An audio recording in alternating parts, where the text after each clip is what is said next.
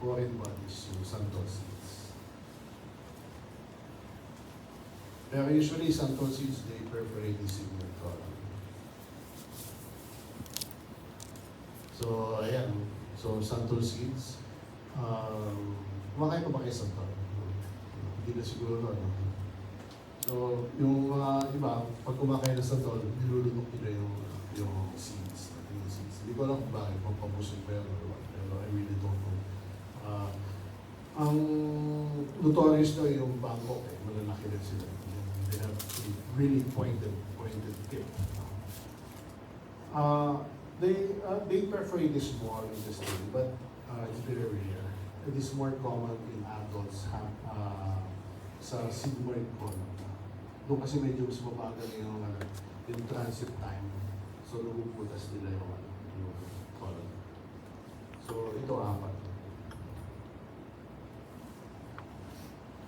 So, small bowel perforation, usually the presentation is abdominal pain, abdominal distension. So, there will be fever, tachycardia, and direct and rebound tardiness, which signifies peritonitis and acute abdomen. So, diagnosis, you will request for a chest upright X-ray. So, pag tinignan mo, ba't chest ba yung request natin, hindi plain abdominal X-ray. So, because we are trying to look for the free air in the abdomen, which is located just below the diaphragm, it is called the pneumoperitoneum. So, makikita mo yung widening yung diaphragm, which separates the thoracic from the abdominal cavity. So, there will be free air. It is more evident in the right side because makikita mo kasi yung contrast ng liver, which is radio opaque, tapos makikita mo radio lucent yung air. So, that is pneumoperitoneum. Free air inside the peritoneum, which signifies bowel perforation. Or in cases of perforated ulcer, so in gastric perforation, is also evident. No? So, pneumoperitoneum. So, CT scan is most sensitive, but siyempre, mas mahal ng konti. Pero, plain X-ray will diagnose. So, treatment. So, you need to go in and control the source of bleeding. Kasi, source of perforation. Kasi kakalat yung small intestinal contents inside the abdominal cavity. So, repair versus resection. So, do we need to just repair or we need to resect? So, ngayon, titignan mo yung condition ng bowel. The bowel is edematous, so hindi siya amenable sa repair. So, you need to do a segmental resection and look for a good bowel ng kabila para pag-anastomosis. And of course, kapag kailangan stable yung pasyente mo, stable yung pasyente. So, interception, sabihin naman ito yung pumasok yung isang segment sa isang segment. So, one segment of this modesty becomes drawn in to the lumen of the proximal segment of the bowel. So, most commonly seen, ileochoric interception, where the ileum intercepts into the colon. So, ito yung picture. So, normal bowel, ito ngayon, nag-intercept, pumasok siya ngayon. So, for children, usually idiopathic and non-surgical treatment. So, pwedeng non-surgical treatment by barium para matanggal yung interception. So, of course, naka-double setup ito. Dahil kasi kung may perforation, you need to go in right away to resect. Sa adults naman, usually, it has a lead point. No?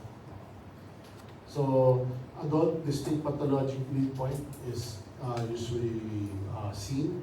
So, usually, meron yung mga tumor sa terminal ileum. Siya yung nagiging lead point para pumasok siya dun sa cecum and then assembly colon.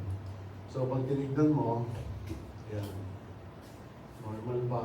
Ito makita mo to, para may target sign. That's the target sign. Target sign, so may sa, pwede mo sabihin sa dark, dahil kasi yung pinipili. So, So target sign.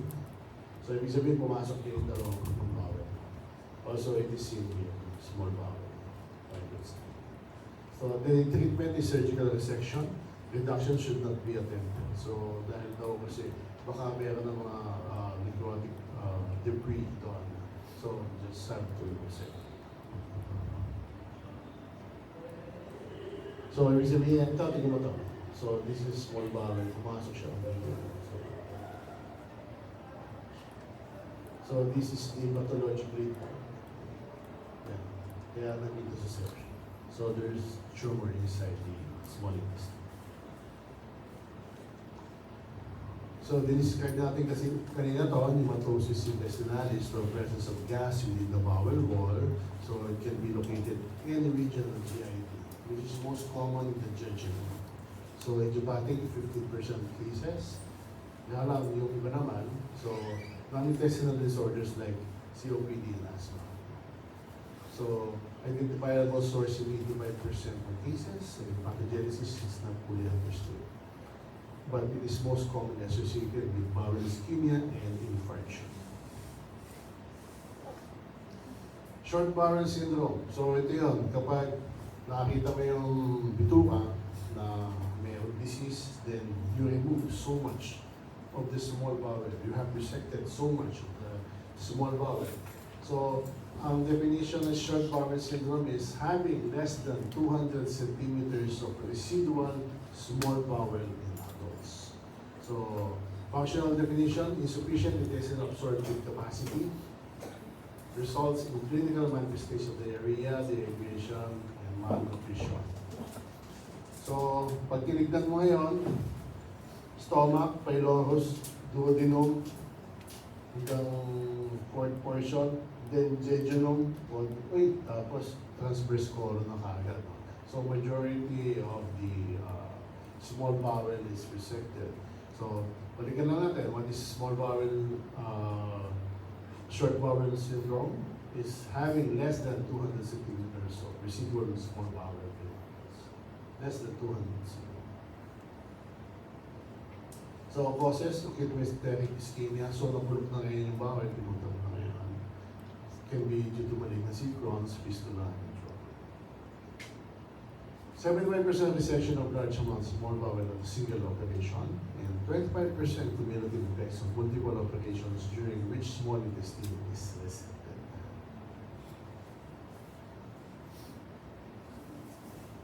Incidence, 2 million cases in the USA. Dito sa atin, wala pa. So resection less than 50% small intestine is generally well tolerated.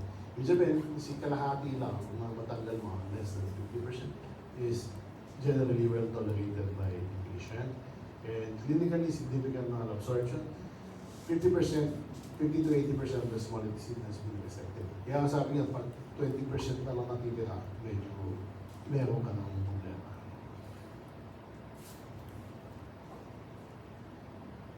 So lifelong total parenteral nutrition dependence. So lack of functional colon. So less than 100 cm of residual small intestine.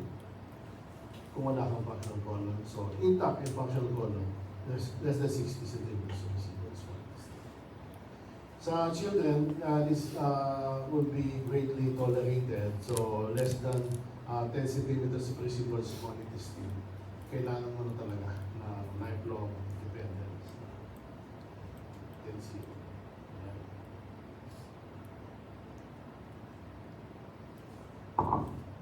So, for internal autonomy, so you must know the residual bowel length. So, sabi nga natin, pag less than 200, makakakuha short bowel syndrome.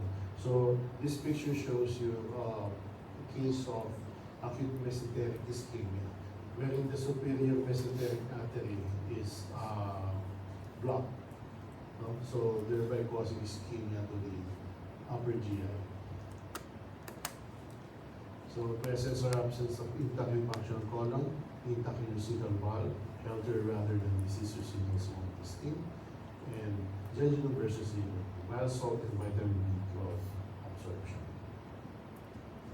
So, risk factors for development of SBS after massive small bowel resection. So, number one, small bowel length less than 200 centimeters, absence of ileocecal valve. So, kapag mayroon ka pa kasing ileocecal valve, so the transit of the chyme from the small intestine, medyo mabagal pa ngayon ng konti kasi nandun yung ileocecal valve.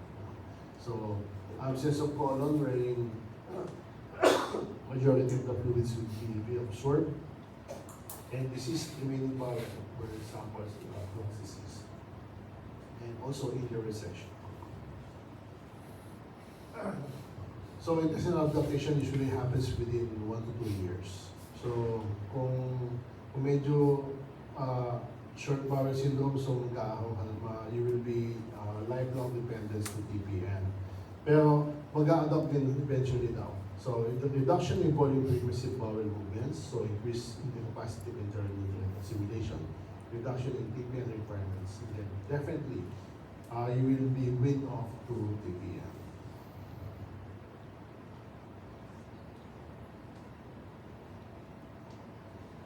So after massive small bowel resection, so management of the primary conditions should be started, and then repletion of fluid and electrolytes loss in the civil area. Then you will be started initially with total parenteral nutrition, and then enteral nutrition. So pwede na siyang pakainin given antacids, and then anti-motility agents, today small intestinal transit. Yung mga Imodium, so loperamide, binibigyan din yun para bumagal ng konti yung andar ng small intestine, thereby facilitating absorption of nutrients. And octreotide to reduce volume gesification. Pag masyado kasi madami, dumadating sila sa colon, agad hindi ma-absorb, so magiging diarrhea na siya. So, TPN is good, but it comes also with some associated morbidities like catheter sepsis, venous thrombosis, liver and kidney failure, and also osteoporosis. Reduced life expectancy, 5-year survival rates of 50 to 75%. So, restoration of intestinal continuity whenever possible is advocated.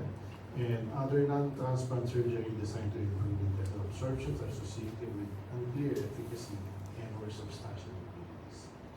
Operations to increase nutrient and fluid absorption by slowing intestinal transit and increasing intestinal length. So, ito yung medyo mas maganda rin. This is the surgical treatment. Slowing intestinal transit, increasing intestinal length. So, to slow intestinal transit, segmental reversal of small bowel, interposition of segment of colon between segments of small bowel, and construction of small intestinal valves, and electrical pacing of small intestine. So, there have been some case reports, but lack of objective data associated with intestinal obstruction. So, example. So, intestinal lengthening operation.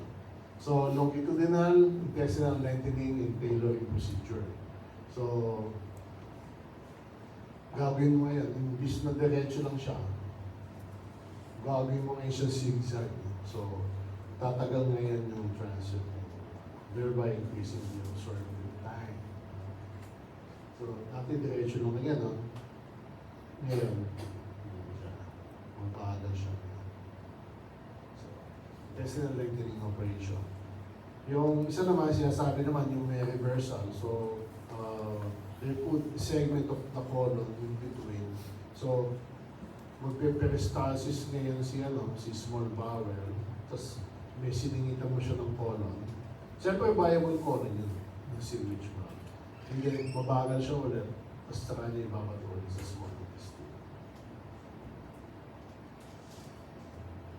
Intestinal transplantation. So, pwede naman siya i-transplant din pala if we have some cadaveric donors. So, life-threatening complications are treatable to intestinal failure. So, and long-term TPN therapy. Other complications are impending or overt liver failure, thrombosis of major central veins, frequent episodes of catheter-related sepsis, and frequent episodes of severe dehydration. With transplantation, so 45% isolated intestinal transplants, 40% combined intestine liver transplant, and 15% multi-episode transplant. So here in the Philippines, masyadong active lang is the renal transplant and also liver, no? Liver transplant. And usually cadaveric naman sila para liver. Dati na ka-issue na si kidney transplant, yung mga binibili mga taga low socioeconomic bracket na donors, no? Binibili ng mga Middle Eastern people yung kidney. No?